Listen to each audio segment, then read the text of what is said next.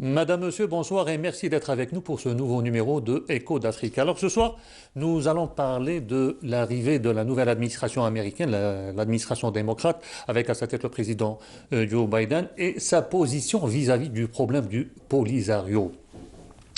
Tout le monde sait la dernière sortie de l'ancien président américain Trump et sa reconnaissance unilatérale de la marocanité prétendue du Maroc, même si c'est un euphémisme, sur le Sahara occidental.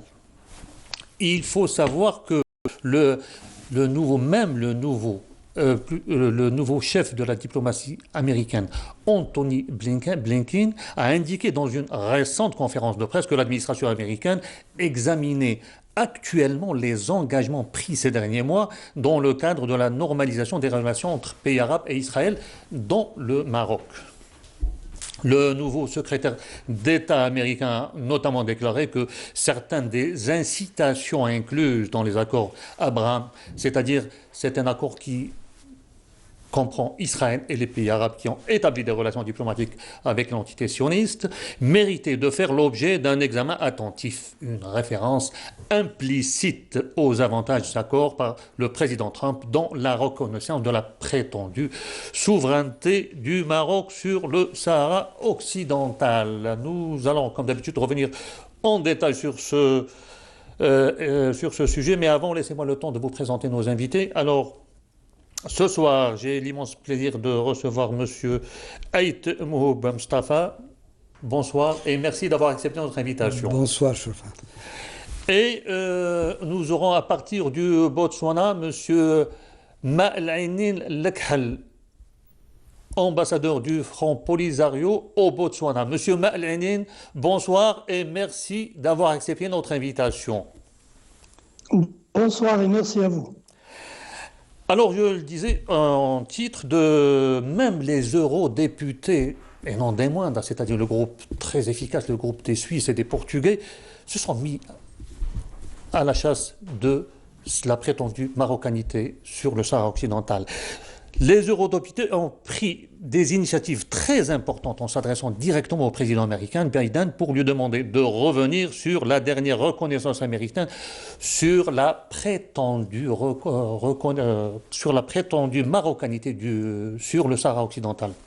Alors, M. Etmoub, près de 380 députés européens, et non des moindres, ont adressé une lettre au président Biden dans laquelle il demande l'annulation de la décision de Trump sur la prétendue souveraineté marocaine sur le Sahara occidental. À votre avis, ça pourrait être un début de processus de dégel, de décontraction qui va ouvrir la voie au référendum tant attendu, notamment par le peuple sahraoui. À mon avis,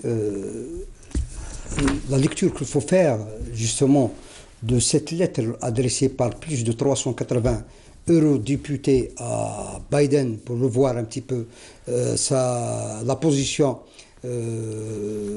prônée par son prédécesseur sur le Sahara occidental et qui a tranché avec les positions traditionnelles des États-Unis sur cette question. Cette lettre-là augure justement d'une attitude plus tranchée en Europe sur la question du Sahara occidental et sur le droit du peuple sahraoui à l'autodétermination. Déjà, il faut souligner que la Cour pénale européenne ne reconnaît pas la souveraineté marocaine sur le Sahara occidental et parle dans ses décisions rendues récemment de deux territoires distincts. Il parle d'un territoire qui est inscrit aux États-Unis comme territoire non autonome. Même l'Union européenne aussi ne reconnaît pas la Marocanité. Exactement. Même l'Union, aucun pays européen d'ailleurs ne reconnaît la souveraineté, y compris la France qui soutient le Maroc, qui soutient l'occupation du Maroc du territoire sahraoui, ne s'est pas engouffré dans cette aventure de reconnaître la prétendue souveraineté historique du Maroc sur le Sahara occidental, parce que la France, qui est membre du Conseil de sécurité, elle s'est sait que sa voix dans le Conseil de sécurité le doit aussi aux pays européens. Donc, elle est obligée d'aller dans le sens du consensus qui se dégage à Bruxelles. Donc, disons que cette lettre de ce groupe, un grand groupe de 380 eurodéputés, animé par un groupe de députés suisses, il faut souligner aussi que les Suisses veulent bien jouer un rôle dans cette question. Depuis qu'elle avait abrité les 2 rounds de négociations sous l'égide de Horst Kohler. Donc la Suisse aussi, il a dit sur la voix de son ministre des Affaires étrangères lors de sa visite à Alger, qu'elle compte bien avoir un regard sur ce dossier. Donc je dirais que de là à dire que la position des 380 eurodéputés vont peser pour l'organisation d'un référendum d'autodétermination en Sahara occidental, c'est un petit peu précoce.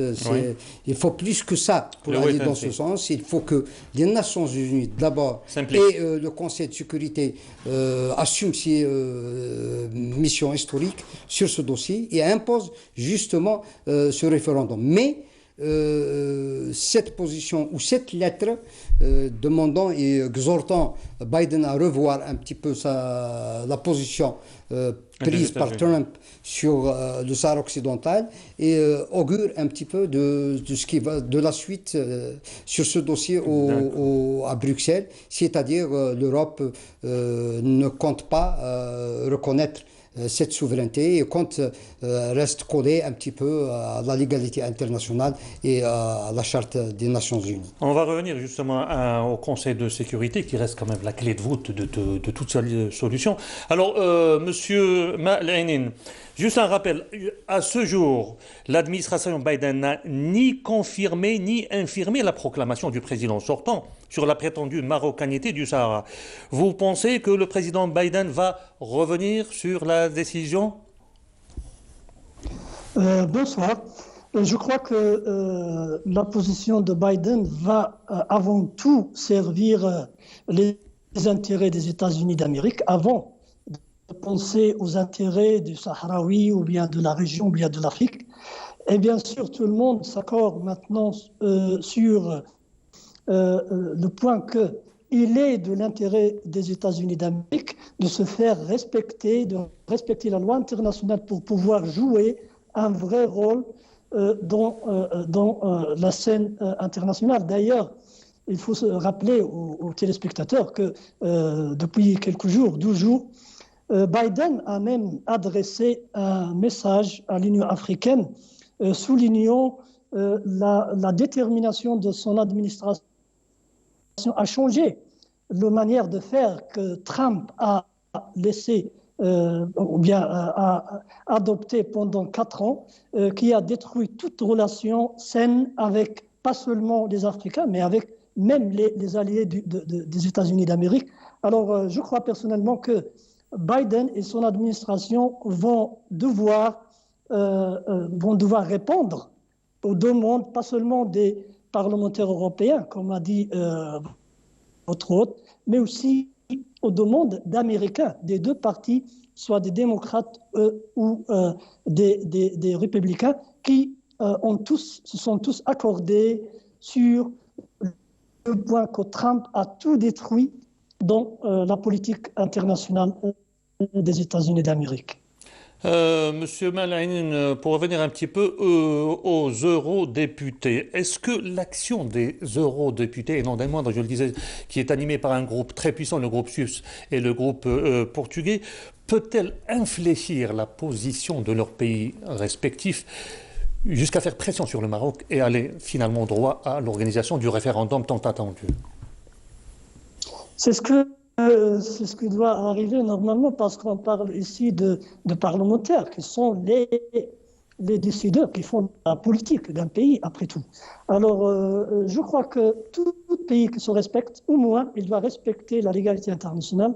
Et cette légalité internationale dit que le Sahara occidental est un pays colonisé et que le Maroc n'a pas de souveraineté sur ce pays. C'est le minimum, c'est la position minime qui doit être observé par n'importe quel pays, que ce soit européen ou autre, qui se respecte, ligne sur ce respect, parce qu'il y a des pays, il y a des politiciens qui croient que il est possible de faire des deals, il est possible de marchandiser avec le futur des pays, le futur des peuples. Ça, c'est pas acceptable, ça peut pas être accepté ni en Europe, ni en Amérique, ni en Afrique, et surtout pas en Afrique, parce que quand on parle en Afrique, on parle d'un continent qui contient je ne dirais pas des centaines, mais des dizaines de conflits endormis et qui peuvent se déclencher si le Maroc, si la France ou les États-Unis d'Amérique soutiennent une occupation et soutiennent la violation de la sainteté et l'intangibilité des frontières en Afrique. Monsieur Aït Mouhoub, justement en parlant de la décision de Trump, le Maroc semble se focaliser beaucoup sur cette décision. Il en fait pratiquement une abséfication. Juste un rappel, en mars 2019, par exemple, le président Trump a reconnu unilatéralement la souveraineté d'Israël sur le plateau du Golan en Syrie. Et ça n'en fait pas pour autant du Golan un territoire israélien, du moins aux yeux du droit international. Écoutez, John Bolton, qui était le conseiller de Trump justement aux questions de sécurité, l'a bien souligné récemment dans un entretien en disant que la souveraineté est l'émanation d'abord du peuple. La reconnaissance d'une souveraineté, c'est d'abord c'est le peuple lui-même qui revendique sa souveraineté, qui l'impose. Donc c'est pas Trump ou le roi Mohammed VI qui vont décider du droit à la souveraineté au Sahara occidental ou sur le peuple sahraoui. Aussi, Trump, je crois que maintenant, tous les analystes, tous les observateurs le disent, que Trump a mis les États-Unis dans une situation un petit peu délicate. Embarrassante dans le monde. Cette histoire de America First, des États-Unis d'abord, qui privilégie l'affairisme, les intérêts économiques, etc. D'ailleurs, c'est ce qu'a fait Trump en Afrique. Il avait sur le plan politique une position étriquée sur l'Afrique, souvent teintée de mépris. Mais sur le plan économique, il était toujours là. Il n'a pas remis en cause tous les investissements et tous les projets et programmes lancés par Obama. Il a continué à le faire. Donc c'est pour vous dire que les États-Unis, c'est pas ce qu'a fait Trump et c'est pas ce que représente justement Trump. Les États-Unis, c'est plus profond que ça. Les États-Unis, c'est d'abord la Constitution des États-Unis, basée sur l'autodétermination, un principe du président Wilson prôné en 1918. Les États-Unis eux-mêmes sont un produit de ce principe d'autodétermination. Ils ne peuvent pas aujourd'hui, au XXIe siècle, tourner le dos au principe qu'eux-mêmes ont prôné, qu'eux-mêmes ont défendu aux États-Unis et dans le concert mondial. Donc, je dirais que ce qu'a fait Trump dans le monde est actuellement en train d'être remis en cause par la nouvelle administration. Regardons un petit peu la qualité des personnes désignées par Joe Biden. Il y a son chef de département aux affaires étrangères, Anthony Blinken. Celui-là, déjà avant qu'il soit désigné, avait parlé de la décision, avait commenté la décision de Trump en disant que cette décision sur le Sahara occidental défie les normes internationales. Donc il y a une volonté de un petit peu rééquilibrer la position, de revenir un petit peu à la position traditionnelle des États-Unis sur cette question précise. Il faut souligner aussi que Trump a mis dans l'agenda des États-Unis, dans le Conseil de sécurité. N'oubliez pas que les États-Unis sont le porte-plume des résolutions sur le Sahara occidental au Conseil de sécururité. Et toutes les résolutions pendues depuis 30 ans sur le Sahara occidental, c'est justement sous la plume des États-Unis. Donc là, je dirais que Joe Biden, il est devant dans un fait historique, il doit rétablir un petit peu la position des États-Unis dans le concert du monde, c'est-à-dire la diplomatie connue des États-Unis qui jouait le leader du monde et sur les équilibres. Donc, il doit rétablir aussi cette position sur la question du Sahara occidental parce que cette position de Trump, on a vu, elle a plongé la région dans le risque de déstabilisation. On voit que dans le Sahara occidental, on revient aux armes et on revient au langage des armes. Il y a un risque de déflagration. Monsieur Ma'al-Ainin, justement, Monsieur Etmoub parlait maintenant du respect des États-Unis des lois internationales dont ils sont signataires.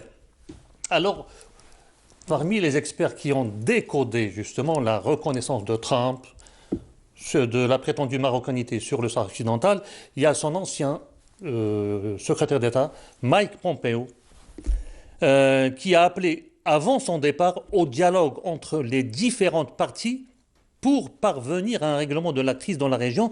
Et à ce sujet, Pompeo a bel et bien cité le Sahara occidental et non pas le Sahara marocain. Comment vous allez interpréter ça? Je crois que c'est un secrétaire d'État, il sait vraiment de quoi il s'agit, après tout. Sinon, ce serait une catastrophe encore plus sérieuse. Le problème de Pompeo, c'est qu'il a servi une agenda qui cherchait à faire des à tout prix à la dernière minute de la présidence de Trump.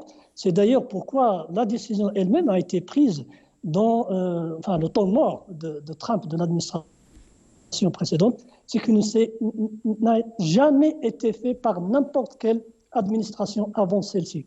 Alors, je crois que les positions américaines qui peuvent vraiment être citées là, c'est les positions qui ont été citées et déclarées par exemple, James Baker, qui est un grand calibre de la politique et de la diplomatie américaine. Christopher Ross, bien sûr, parce qu'il connaît la question à fond. Bolton, Jim Inhofe, il y a plein d'Américains, que ce soit des hommes politiques ou que ce soit des académiciens comme Stephen Zunes et d'autres, qui ont tous essayé de faire convaincre les administrations, que ce soit de Trump ou maintenant de Biden, qu'il est temps qu'ils doivent vraiment réviser cette position car elle est catastrophique, pas pour les Sahraouis, parce que les Sahraouis sont dans la lutte et dans la résistance depuis 5 décennies. Ça n'a rien changé à leur position. Mais c'est une catastrophe et pour les États-Unis d'Amérique comme une puissance internationale et pour les Nations Unies, parce qu'il ne faut pas oublier que ce que le Maroc essaye de faire et d'imposer va coûter très cher aux Nations Unies, mais aussi à l'Union africaine, car il touche, comme a dit M. Mustafa, il touche vraiment à l'essence et le principe même qui fonde les Nations Unies et l'Union africaine, soit le droit de tous les peuples à l'autodétermination et à la souveraineté sur leur pays. Monsieur Ma'al-Ainin, justement, c'est aussi valable pour vous, Monsieur Etmoub. Au-delà de la reconnaissance de Trump sur la prétendue marocanité sur le Sahara occidental, il ne faut pas oublier que le premier objectif des États-Unis, c'est d'abord leurs intérêts. Oui. Alors, là-dessus, on n'en disconvient pas. Alors, certaines sources voudraient que Washington veut écarter l'Espagne et surtout la France pour mieux s'imposer dans ce dossier et dans la région, garantissant ainsi une présence stratégique. Comment voyez-vous si, d'aventure, une telle initiative venait à se concrétiser?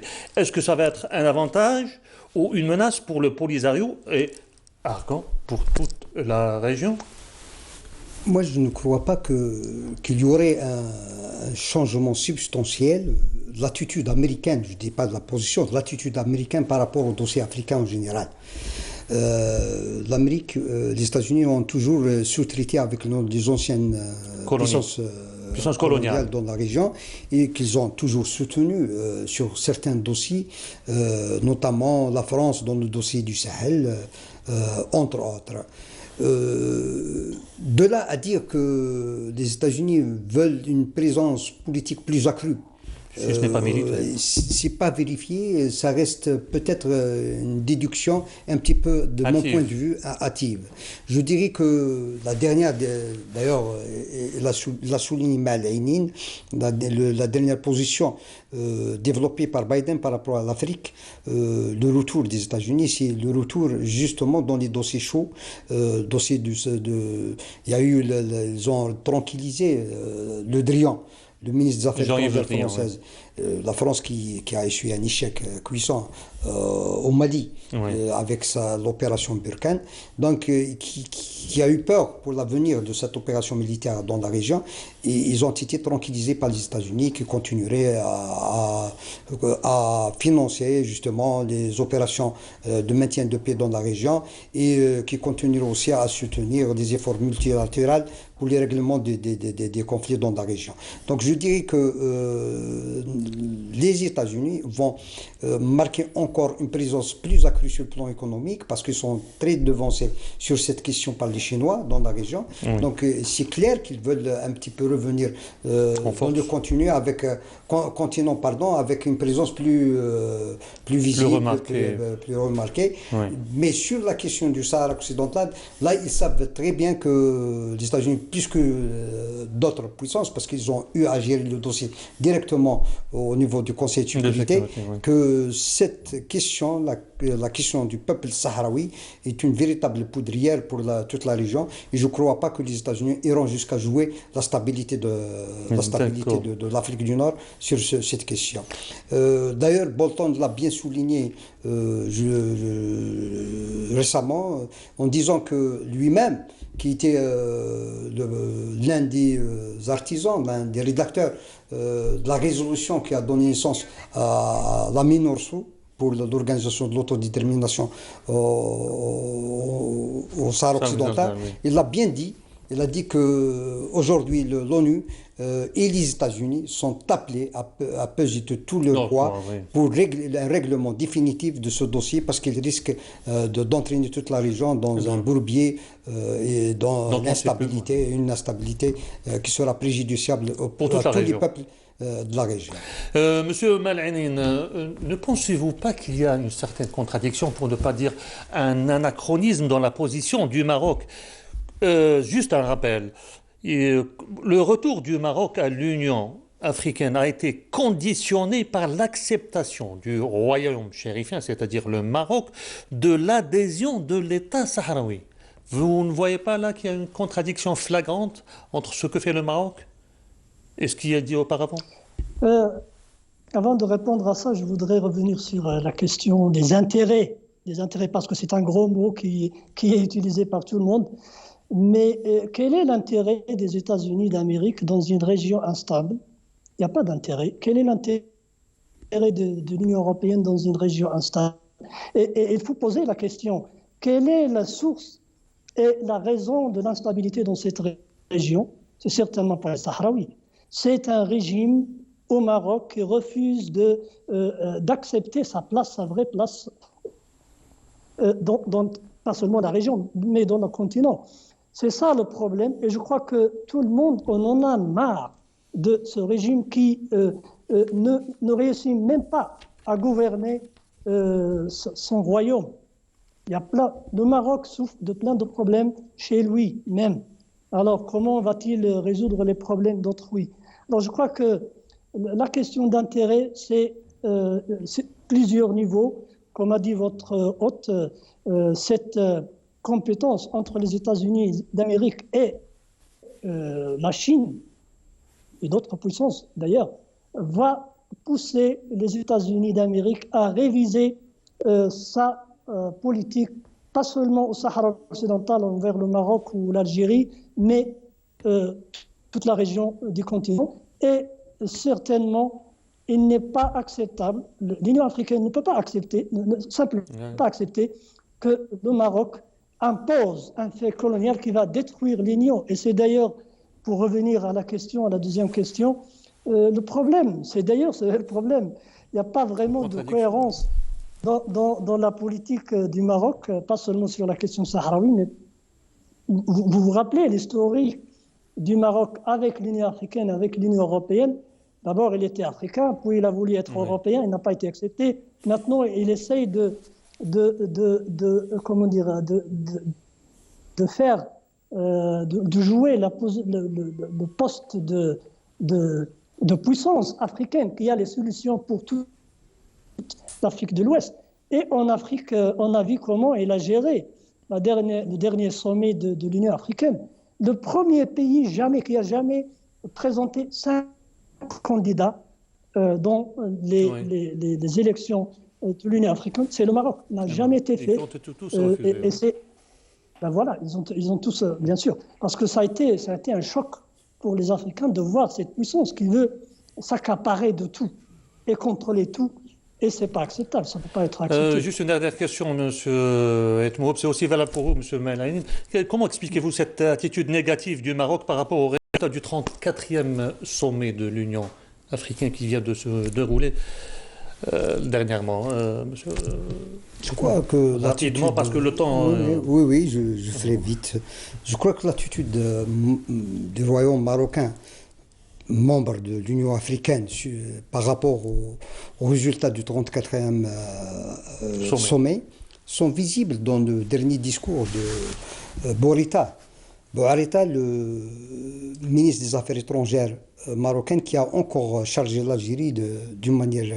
Comme à son habitude. Comme à son habitude, d'une manière un petit peu inélégante, sur ses échecs en Afrique. Et l'Italie jusqu'à citer même l'APS en disant que l'APS consacre 7 copies au Sahara occidental dans son fil. Je crois qu'il se trompe. L'APS consacre beaucoup plus que ça. Oui. Parce qu'on ne peut pas reprocher à l'APS de s'intéresser à un conflit sur les frontières de son pays, les frontières de l'Algérie. Le Sahara occidental est un conflit qui perdure depuis 1975 et qui est sur les frontières de notre pays. Donc il y a la sécurité de notre pays. Deuxièmement, quand il parle de l'APS et qu'ils veulent la présenter comme une voie de propagande algérienne, il omet de dire aux téléspectateurs que la MAP, l'agence marocaine, justement, qui passe son temps à insulter, qui préfère le commentaire sur l'information, et ça quasi quotidien, c'est une attitude quotidienne. Justement, la MAP était dirigée par Mansour Yassine. Mansour Yassine, en 1999, était le directeur de la MAP. Il est devenu après le puissant responsable de la direction générale des études et de documentation du renseignement extérieur ou du contre-espionnage marocain. Donc, c'est pour vous dire un petit peu l'attitude que le Makhzen a de son agence. Et il omet de le dire, il s'intéresse un petit peu à l'agence algérienne qui ne fait que son travail sur un conflit qui est sur ses frontières. Voilà, messieurs, notre émission arrive à son terme. Monsieur Melaïn, merci d'avoir été avec nous tout au long de cette émission. Monsieur Etmoub, merci encore. Merci à vous, merci pour l'invitation.